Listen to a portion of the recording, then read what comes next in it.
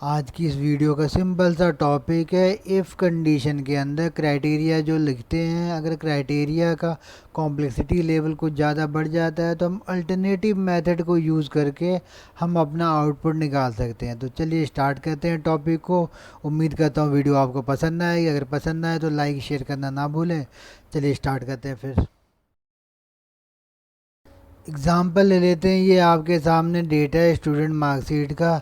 यहाँ कंडीशन क्या है, अगर स्टूडेंट सारे सब्जेक्ट में मतलब 5 के 5 में 33 नंबर से ज़्यादा है तो वो पास है। अगर 33 से किसी एक सब्जेक्ट में कम है तो कंपार्टमेंट है, या सप्लीमेंट्री भी बोलते हैं उसको, सप्लीमेंट्री यहाँ पे दिखा दे। अगर एक से ज़्यादा सब्जेक्ट में अगर फेल है तो यहाँ फेल दिखा दे। अब इस चीज़ के लिए अगर हम इफ़ या एंड कंडीशन पे जाएंगे तो हमारी स्टेटमेंट बहुत लंबी पड़ जाएगी। इसका अल्टरनेटिव क्या है, तो ये देखिए, वी लुकअप से इसको हम सॉल्व कर सकते हैं। वी लुकअप में किसकी वैल्यू ढूंढनी है, सम प्रोडक्ट की। डबल यूनिटी ऑपरेटर लगा दिया। इसके बारे में डिटेल में अभी एक बार और फिर से बताऊंगा, वैसे मैंने अपने अलग से वीडियो में भी बता रखा है डबल यूनिटी ऑपरेटर का।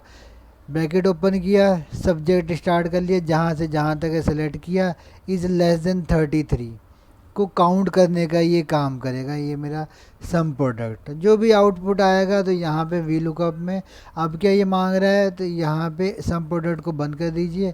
वी लुकअप में आ जाते हैं, टेबल एरे में आ गए। टेबल एरे में अब क्या मांग रहा है कि हाँ जी टेबल एरे कहाँ से वी लुकअप करना है, तो यहाँ पे वर्चुअल टेबल बना लेते हैं। कर्ली ब्रैकेट ओपन किया मैंने, ज़ीरो में अगर हो, अगर मान लीजिए 33 से कम सब्जेक्ट वाले ज़ीरो हैं तो क्या आ जाए, रिजल्ट पास आ जाएगा। तो ये मेरा क्या हो गया, हॉरिजेंटल एरे हो गया, ज़ीरो और पास। वर्टिकल के लिए क्या करना होता है, सेमीकोलन लगाना होता है। ये लगा दिया। अगर वन सब्जेक्ट में अगर हो तो क्या हो, सप्लीमेंट्री आ जाए, सप्लीमेंट्री, फिर सेमीकोलन लगा दिया वर्टिकल एरे के लिए। अगर टू आ जाए तो क्या है, तो फेल हो जाए। अब यहाँ पे 3 4 5 के लिए लिखने की ज़रूरत नहीं है, क्योंकि हम यहाँ पे वी लुकअप का जो यहाँ ब्रैकेट बंद किया और यहाँ से अब क्या कर लेते हैं, ये हो गया कॉमा, जहाँ से वैल्यू लेनी है कॉमा, सेकेंड नंबर कॉलम से वैल्यू लेनी, ब्रैकेट ये गलत बंद कर रहे हैं, ये वाला बंद होगा। कॉमा लगा दिया, कौन से कॉलम से वैल्यू लेनी है, तो ये हमने वर्चुअल कॉलम बनाया ना, तो ये हॉरिजॉन्टल एरे है, तो ज़ीरो मान लीजिए, ज़ीरो यहाँ टाइप होगा, पास यहाँ, फिर वन यहाँ, सप्लीमेंट्री यहाँ, टू यहाँ, फेल, ऐसे। तो ऐसे ही जब वीलू को बोला तो कॉलम नंबर 2 से वैल्यू चाहिए हमको, ये ले लिया। अब यहाँ पे अप्रॉक्सीमेट नहीं लेंगे, अप्रॉक्सीमेट लेंगे, एग्जैक्ट मैच नहीं लेंगे। एग्जैक्ट मैच क्यों नहीं लेंगे, तो अगर एग्जैक्ट मैच ले लेंगे फिर हमको यहाँ पे 3 4 और 5 के लिए भी डेफिनेशन डालना पड़ेगा, फेल फेल फेल। तो यहाँ वी लुकअप में अप्रॉक्सीमेट में क्या होता है, अगर मान लीजिए कोई नंबर नहीं है तो उससे लास्ट कम वाली डिजिट को वो पकड़ लेता है नंबर के केस में। तो बस हमने ये ले लिया, अप्रॉक्सीमेट मैच के साथ ब्रैकेट बंद किया, ये देखिए आपका रिजल्ट आ गया, ये चल पड़ा। अब इसमें एग्जैक्टली काम क्या हुआ तो स्टार्टिंग से देखते हैं। पहले मैं आपको सम प्रोडक्ट के बारे में समझाता हूँ। सम प्रोडक्ट का काम क्या होता है, एक एरे को आपस में मल्टीप्लाई करना। तो मैंने क्या किया, यहाँ पे जो एरे लेना था वो क्या किया, यहाँ से यहाँ तक सेलेक्ट किया और एक कंडीशन डाल दिया। तो अब मेरे पास ये कंडीशन के साथ ये एरे बन गया। तो ये क्या हुआ, तो यहाँ से लेके यहाँ तक ट्रू फॉल्स में कंडीशन बन गया। लेकिन ट्रू फॉल्स को आपस में मल्टीप्लाई करना तो पॉसिबल नहीं है। तो यहाँ पे मल्टीप्लाई करने के लिए क्या किया मैंने, ब्रैकेट ओपन करने से पहले डबल यूनिटी ऑपरेटर। इसका यूज़ क्या होता है, ट्रू फॉल्स की वैल्यू को 1 और 0 में कन्वर्ट कर देता है। तो ये वैल्यू आ जाएगी, देखिए इसको कॉपी कीजिए, लास्ट तक पेश किया, ये देखिए ये दो में, ये देखिए ये रहा, एक में 30 एक में 26 है, ये 3 में है, ये देखिए ऐसे करके। तो यहाँ से ये आ गया। अब वी लुकअप में क्या किया, तो यहाँ पे वी लुकअप में सिंपल सा काम है, इसको वी लुकअप किया, एक मैंने वर्चुअल टेबल बना रखा है, ये रहा, ये एक रो हो गई यहाँ तक, फिर ये दूसरी रो हो गई, तो ऐसे बना करके। तो इस तरीके से आपका काम आसानी से हो सकता है। चलिए अब अपने अगले एग्जाम्पल में चलते हैं। अगर आपको उस वी लुकअप वाले फार्मूले में अप्रॉक्सीमेट में कन्फ्यूजन हो रहा हो तो एक छोटी सी वीडियो एग्जांपल और बनाया है, देखिए। यहाँ पे क्या करना है, 34 एज ग्रुप का यहाँ एज ग्रुप निकालना है, जबकि यहाँ पे कहीं पे 34 है ही नहीं। तो 34 नहीं है तो 34 से पहले वाला कौन सा नंबर है, 26, तो ये 26 में से वो वी लुकअप कर लेगा अप्रॉक्सीमेट मैच के साथ। ये देखिए वी लुकअप लगाया, कॉमा किया, यहाँ से यहाँ तक रेंज ले लिया फ्रीज करा के कॉलम 2 और 1,1 फॉर अप्रॉक्सीमेट, दीजिए ना दीजिए मर्जी है, ऐसे कर लेते हैं। कॉपी पेस्ट किया, ये देखिए ये सब का एज ग्रुप यहाँ बन गया। अब यही मैं एक काम कर लेता हूँ, इसको वर्चुअल टेबल में ले लेते हैं। तो वर्चुअल टेबल में या 2D एरे भी बोलते हैं, 2D एरे में कैसे लेंगे, तो ये देखिए ये स्टार्ट करेंगे यहाँ से 10 और ये हो गया हॉरिजॉन्टल एरे 10 to 18, फिर यहाँ पे सेमी कॉलन देंगे नेक्स्ट लाइन के लिए। ये हो गया 19, 19 to 25 सेमी कॉलन, फिर क्या है 26 है,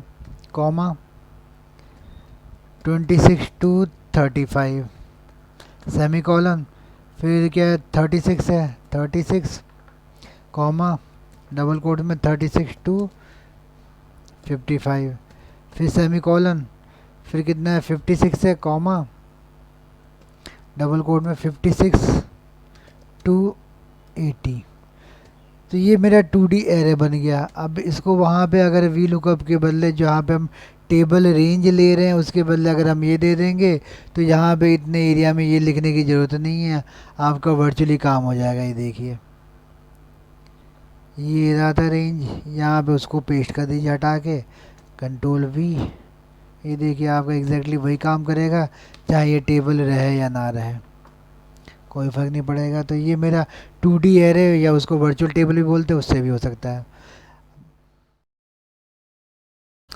अपने नेक्स्ट एग्जांपल की ओर चलते हैं। ये मान लीजिए डिनोमिनेशन फाइंड करना है, यहाँ पे कुछ अमाउंट एंटर हो और उसके मिनिमम काउंटेबल नोट या सिक्के आप कितने दे कि वो अमाउंट पूरा कर ले।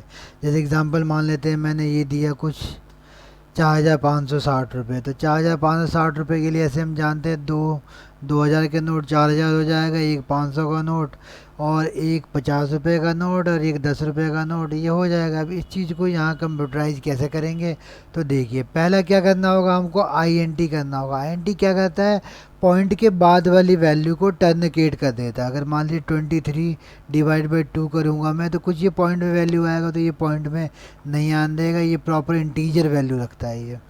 तो इंटीजर कीजिए किसको, तो पहले यहाँ पे अमाउंट को डिवाइड कर लेते हैं यहाँ पे लार्जेस्ट डिनोमिनेशन से, ये वैल्यू आ जाएगी आपकी। अगर मान लो कुछ भी 450 है तो ज़ीरो आएगा, यहाँ पे नहीं फाउंड करेगा।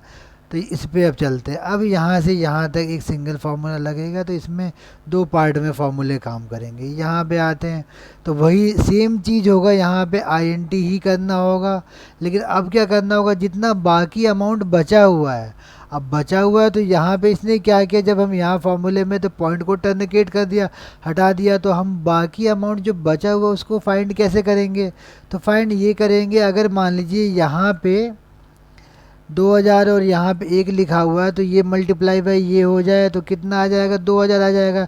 तो इस वैल्यू में से हम 2,000 घटा देंगे, तो उस वैल्यू का इंटीजर फाउंड करना है यहाँ पे।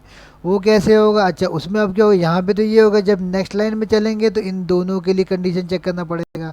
तो इसके लिए यहाँ पे एक ट्रिक क्या है, अगर मान लीजिए यहाँ पे मैं ये देता हूँ इसका एड्रेस कॉलन ये, और यहाँ मैंने लगा दिया 1 पे स्टार्ट कर दिया डॉलर के साथ। अब देखिए यहाँ पे क्या हुआ, B3 से B3 है, लेकिन एक 3 में 3 जो है वो क्या है, फ्रीज किया हुआ है, कांस्टेंट है, एब्सोल्यूट रेफरेंस है वो, तो 3 वो इंक्रीज़ नहीं होगा। लेकिन जब इस फॉर्मूले को यहाँ पे कॉपी करते जाएंगे तो ये बाकी इंक्रीज होता जाएगा। तो ये देखिए क्या वैल्यू आ रही है, B3 से B4 ये तो इन दोनों लाइनों को अगर हम इसको और इसको एक साथ सब सम प्रोडक्ट करके इन दोनों का टोटल लेकर के आते रहे नोट काउंटिंग वाइज, तो हमारा वैल्यू आती रहेगी कितना घटाना है, तो उस वाइज यहाँ पे हम काम कर सकते हैं। देखिए अप्लाई करते हैं, INT किया, INT में क्या करना है कि क्या डिवाइड बाई, तो ये डिवाइड बाई इसको यहाँ से 2 को फ्रीज कर लेते हैं, माइनस डिवाइड तो हो ही रहा है, लेकिन इसमें से वो वैल्यू माइनस भी करनी है, तो वो वैल्यू कैसे आएगी, सम प्रोडक्ट से आएगी। सम प्रोडक्ट में क्या किया हमने, ये कॉलन और यहाँ से 3 को फ्रीज कर देंगे, फिर कॉमा उसके ठीक अपोजिट वाले जिसके साथ ये मल्टीप्लाई होगा, अगर काउंटिंग एक होगी तो 1 × 2000 तो 2000 आ जाएगा, तो इसलिए यहाँ पे ये कर देंगे ब्रैकेट क्लोज, एक और ब्रैकेट क्लोज। अब आईएनटी में आ गए तो आईएनटी में क्या करेंगे, डिवाइड बाय ये काउंटेबल नोड जो है आपका है, और ये आईएनटी को क्लोज कर दीजिए, इसको यहाँ से यहाँ तक कॉपी पेस्ट कर लीजिए। ये आ गया 450 के लिए दो, हमको 200 के नोट चाहिए और एक 50 का नोट चाहिए, आपको 450 हो जाएगा। कोई और नंबर डाल लेते हैं कुछ भी। ये देखिए इतने अमाउंट के लिए इतने आपको 2000 का नोट चाहिए, एक 500 का नोट चाहिए, एक 20 रुपये का नोट चाहिए, एक 10 का, 5 का कॉइन, और दो और एक नहीं चाहिए। देखिए हो रहा, कुछ भी डाल देते हैं। 607 रुपये के लिए क्या करना होगा, एक 500 का नोट, एक 100 का नोट, और एक 5 रुपये का कॉइन, और 2 रुपये का एक। ये हो गया 607 के लिए। आप कुछ भी अमाउंट डाल सकते हैं। 3400 के लिए क्या करना होगा, एक 2000 का नोट, और 3400, अच्छा जो, और दो ये तो 3000 हो गए, फिर 200 के दो नोट, 3400 का नोट। तो ऐसे आप डिनोमिनेशन फाइंड कर सकते हैं।